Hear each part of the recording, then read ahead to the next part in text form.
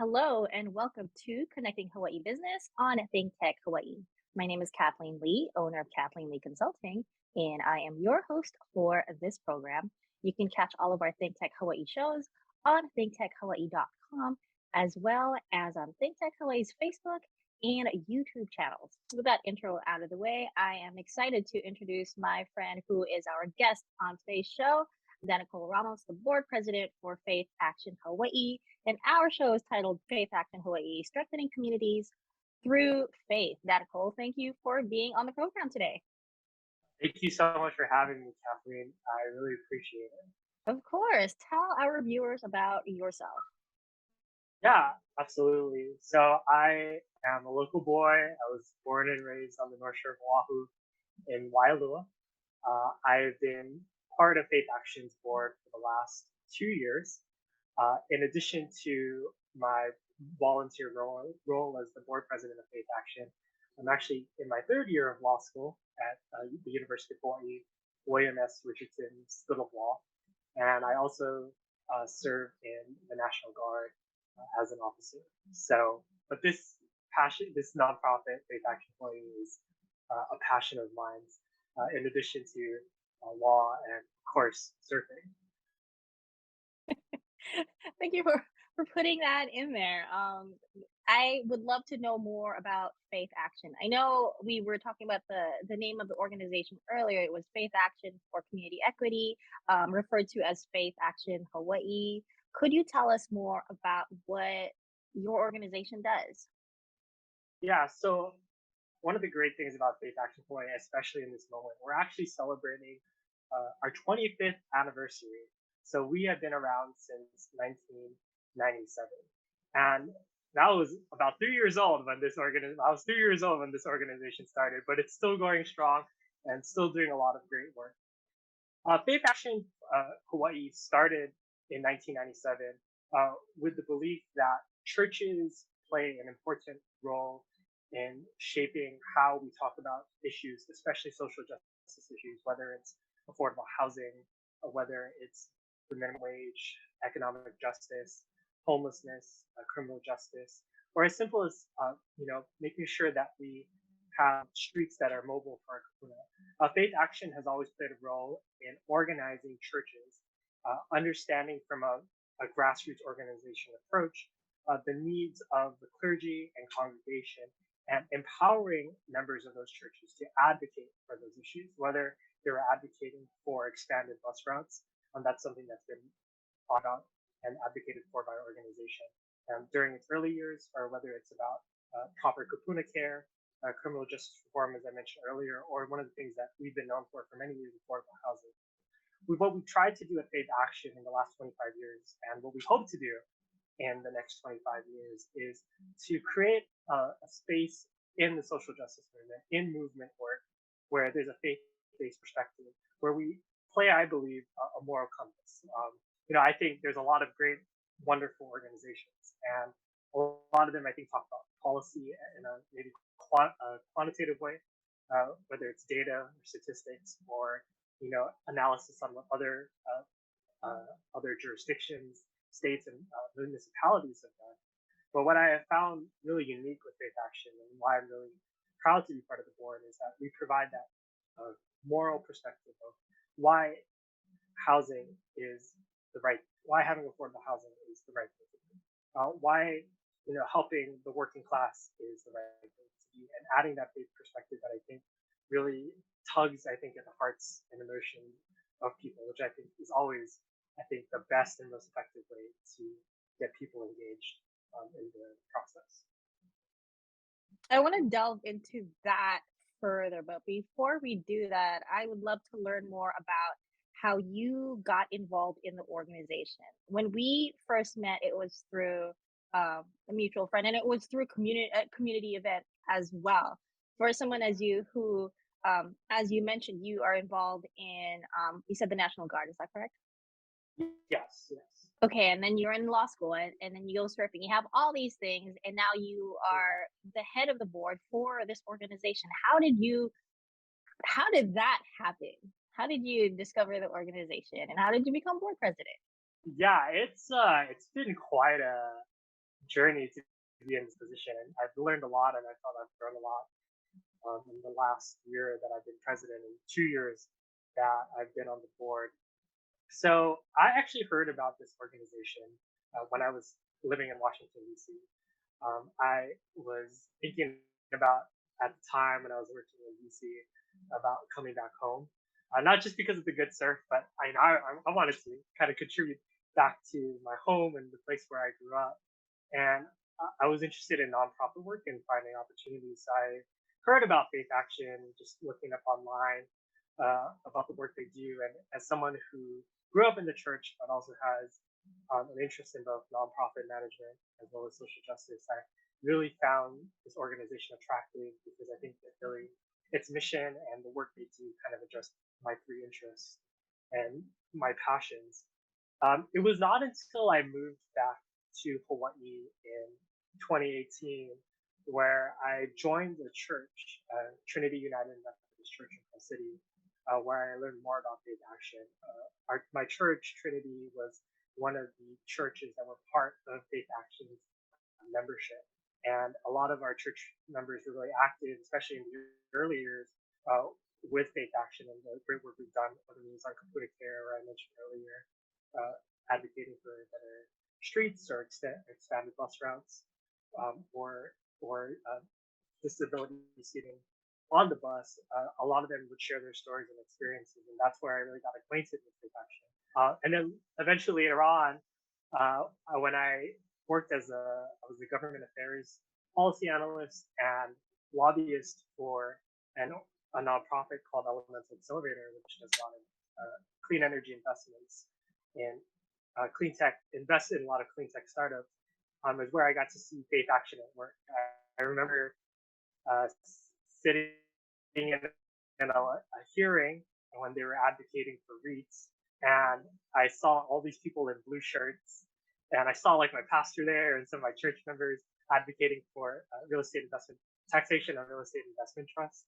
And I was like, wow, these people really turn out and come out. It was like amazed. Like they took up the whole committee hearing, but I was there for a different bill. And I remember my pastor introducing me to the executive director at that time, who was Christy McPherson. And Christy and I started talking. She wanted to get lunch with me, and that's when I got to know the organization more. As she departed, and the now executive director, excuse me, Ashley Loa, took over. I became really close with her. I became a really close friend with her, and eventually, what happened was that because she just asked me to join the board, and I said, "Great, but don't overwhelm me. Don't make me like president. As long as it's like once a month meetings, it's okay. Just put me in a board position where I don't have a lot of responsibility, because I wanted to help Ashley, but I didn't want to. I was worried about being overwhelmed while managing law school, and eventually over time, one thing led to another.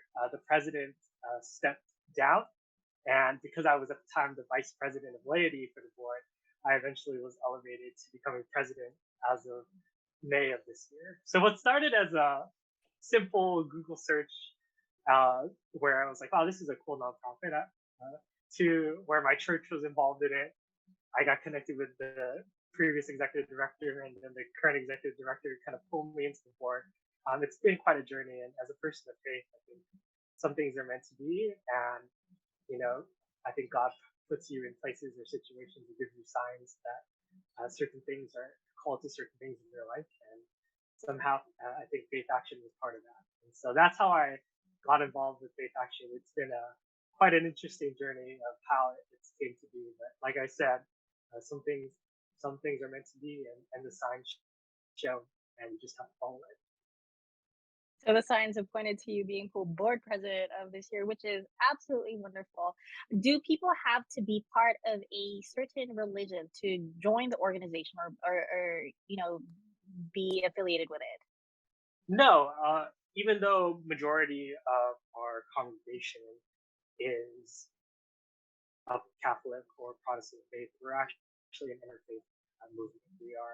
We actually do have some organizations that are secular or not part of a faith-based community, part of our network. So Local 5 is one of our unit members, as well as YPDA, which is the Young Progressives Demanding Action. And I think it's really great that we've recently opened up to having units or organizations part of our greater family action beyond the church, because I think, uh, especially in today's social justice work, issues are intersectional. A lot of the issues, whether it's climate change, labor rights, human rights, they all are somehow interconnected and interwoven together. And in order to really create the kind of coalition and the change you want to see, you have to work with other people. You have to work with different communities and understand their interests to move the ball forward, to make that progress. And I think that's what's great about it.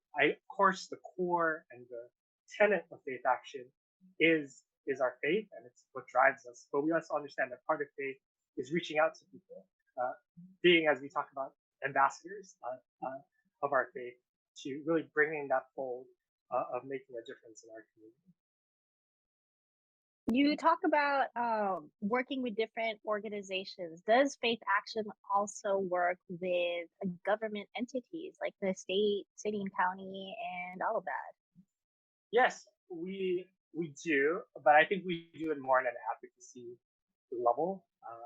We What we have at Faith Action is every year our church membership comes together and they decide the issues that matter to them most, and they decide those issues based on listening to their church membership, looking at what their needs are, and then from there assessing what our three platforms are. So this past year, we decided that the three issues and the three task force committees we were going to have at Faith Action was affordable housing, transformative justice, which looks into bail reform and criminal justice reform, as well as the environmental justice task force, which has done a lot of great work at Red Hill. And based on those three issues, we advocate for bill. Not only we advocate for bills that are important to our membership. So recently, we've called for shutting down Red Hill. In terms of affordable housing, we've advocated for a vacancy tax, and we've had actually one of our members sit on the Honolulu City Council's commission on recommendations for progressive taxation. And then as well as the criminal justice reform, we've been really, on our transformative justice task force, we've been advocating for bills that address bail reform and prisons, and making sure that we reform the way we deal and address with human rights issues at our state prisons. And so it's really driven by our membership, and based on what our membership does, we advocate for those issues that way. And we also allow a lot of our church members within our Faith Action Ohana to learn about the legislative process and empower them to testify on these issues at the legislature, especially if these are issues that hit close to home for them or something that they've been personally impacted by. We have learned so much during the first half of this interview, Danicole. We are going to take a short break, and when we return, I would love to ask you more questions about the organization and, yeah, other things that are in my head that I would love for you to answer. So stay tuned.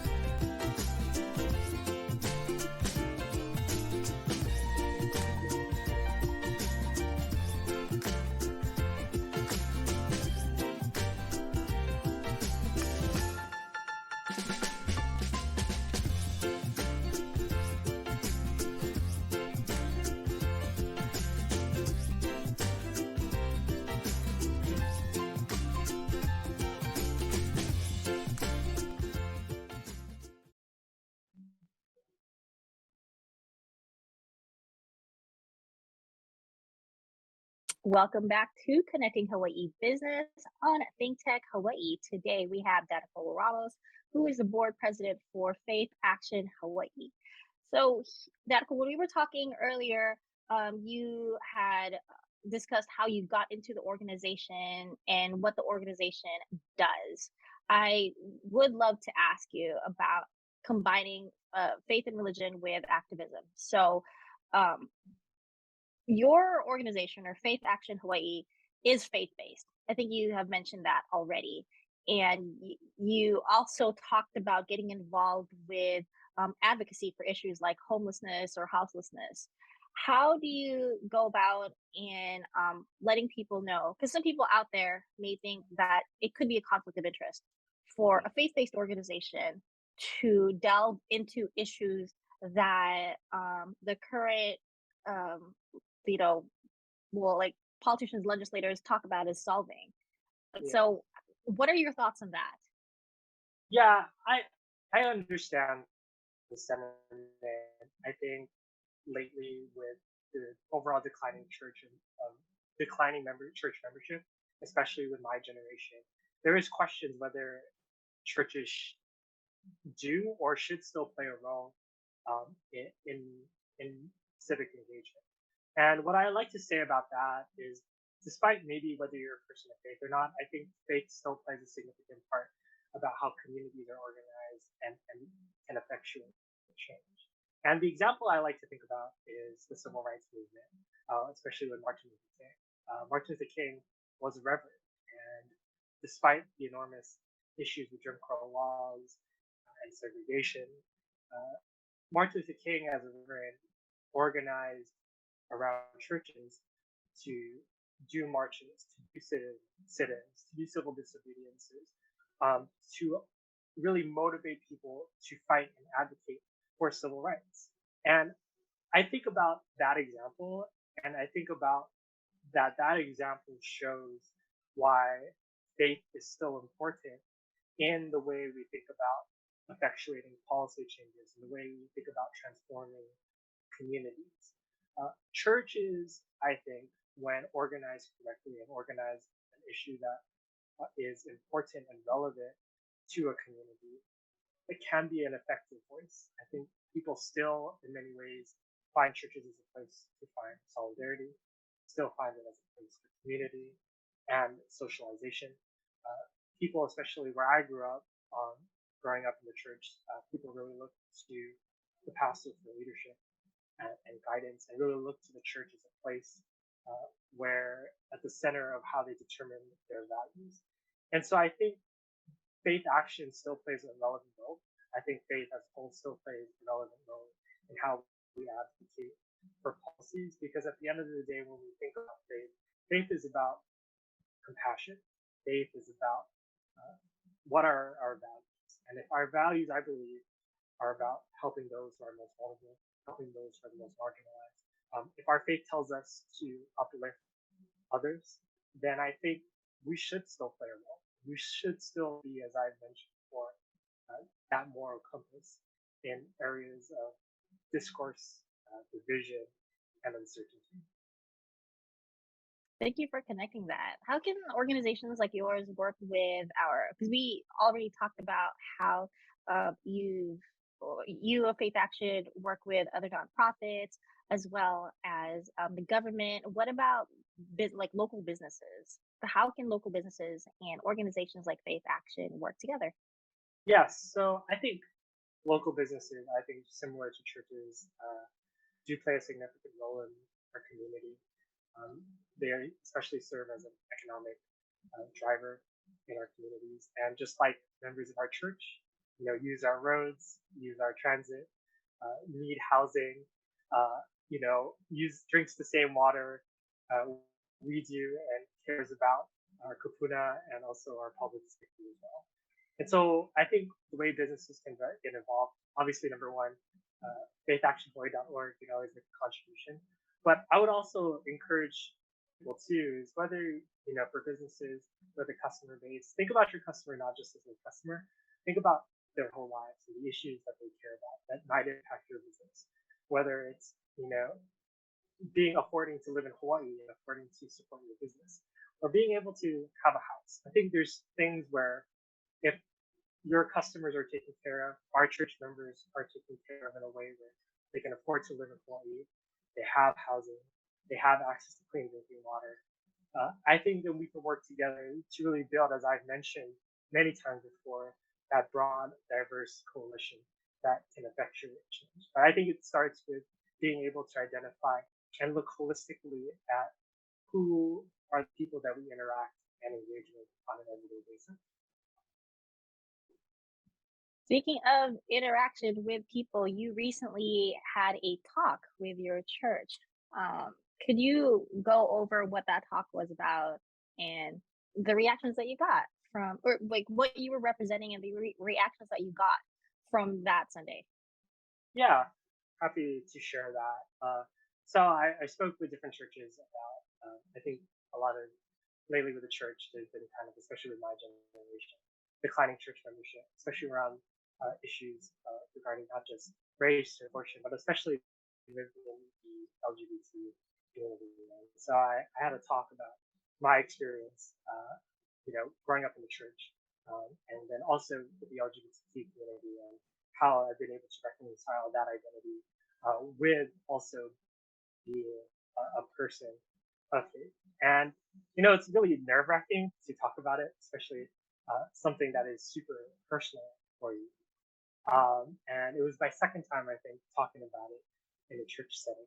But what I've come to realize uh, talking about it is that the more you share your authentic self, the more you share your stories and experiences, people resonate with that. People connect with that. And I realized as I shared my story and experience at the church, people would come up to me, especially younger people, and would tell me like, "Oh, what you talked about, your experience, really resonated with me. Those details about, you know, dealing, reconciling the two identities, and also, dealing how do you talk about it with your family, and how do you still be yourself um, while still wanting to feel accepted and needed." And I realized in that process about talking about it is that we're all growing and we're all learning. And the more that we're able to share our vulnerabilities, I think the more we're able to really come together and really create a faith that loves and accepts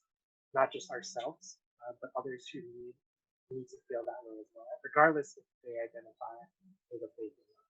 So it was really great, really reconciling and therapeutic. And in the process, I feel like I am becoming more comfortable with my story and my experiences and who I am, the truth that I decided to live in. I love that. I absolutely love that. What are some challenges that you have read into as being part of the organization, as being board president, that you can share with our viewers?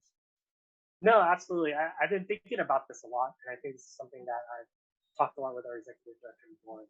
And the question is, what does it mean to be the church?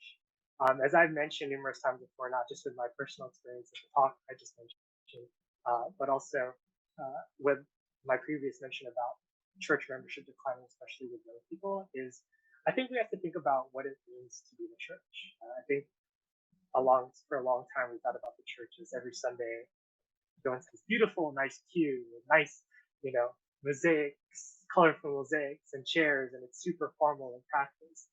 But I think society's changed. I think over time we've become much more fast-paced. We live in a society that is more diverse than ever before, but also that diversity has come with a lot of divisiveness and discourse. And I think what we're trying to figure out is how is faith still relevant in this space? How we understand that there needs to be a moral compass and a moral voice in the social justice movement, but how do we do that as a faith-based organization? How do and I think that starts with redefining what the church is. Maybe church isn't just every Sunday in a nice, beautiful building. Maybe church means organizing people, talking story with them, at the beach about their issues or concerns, or as I like to go, just go surf and go talk to uncles, about how they're, just trying to, being sad that, their kids who are around my age are leaving and don't find an opportunity here back home in Hawaii. So I think we have to redefine reassess what the church is. And I think once we're able, I don't know the answer yet, but I think once we're able to assess that, I think our organization can go to the next level and do even greater work for the next 25 years. 25 years. It seems like a long time, but it really isn't because time goes by super fast. What are Super some fast. lessons that you have learned that you would like to share with our viewers? Yeah, as I mentioned to you before, I think I'm 28, and I did not expect at 28 to be a president of board president of a nonprofit. And one of the things I've realized, I am part of a nonprofit that has a membership that's much older than me. A lot of them could be my parents or my grandparents' age. And I remember when I first became president, how nervous I was because I was like, oh, I don't know. They're gonna probably think I'm a kid. Well, I am still kind of a kid to them, but I don't know how I'm gonna, talk to them, and I don't know how I'm gonna run this organization or how I'm gonna get the support to do the things I want to do. And what I've realized, I think, in any leadership position, especially this position that I've had the opportunity to have been in now, is that it's important to know how to have difficult conversations, especially when you're trying to deal with really complex social justice issues. But even when there's times of disagreement or discourse, whether it's about a policy issue or policy stance we should take, or something internally like our budget or a human resource and staffing issue, uh, it's important to come from as I've heard from another uh, mentor of mine. You can agree to disagree, but you don't want to be disagreeable. I think you always want to approach and talk to people, especially when it's a difficult conversation, with an open mind, a place of respect, to listen and hear them out, but also to give feedback and to have a conversation and frame it in a way that this isn't personal, this isn't about you, this isn't about me, this is about the bigger picture, about moving the organization forward, and building the kind of world and community we want to see for the next generation. And I realize when I come from that place and I frame conversations that way, I realize that progress becomes much easier to go forward with. So it's something I'm still working on, but definitely being able to have difficult conversations, but also having those difficult conversations be meaningful and also build respect and rapport among the two parties. I so appreciate the optimism that you bring both to this interview and to the community. So thank you for that. Are there any upcoming programs or events, or is there anything else that you would like to add that we didn't cover during this conversation? No, I would just like to say, if you're more interested in our organization, go to faithactionhawaii.org to learn more about the amazing work we're doing. We would love your support in the organization. And if you believe that your church wants to join our network, please reach out to us. We'd be happy to work alongside with you and work to build the kind of Hawaii and kind of world we want to see. Thank you so much for that. Danicole Ramos, Board President for Faith Action Hawaii. And thank you to Jay Fidel and the staff at ThinkTech Hawaii as well for making programs like this possible. Today we had Haley and Eric who helped us out with the program. Until next time, aloha.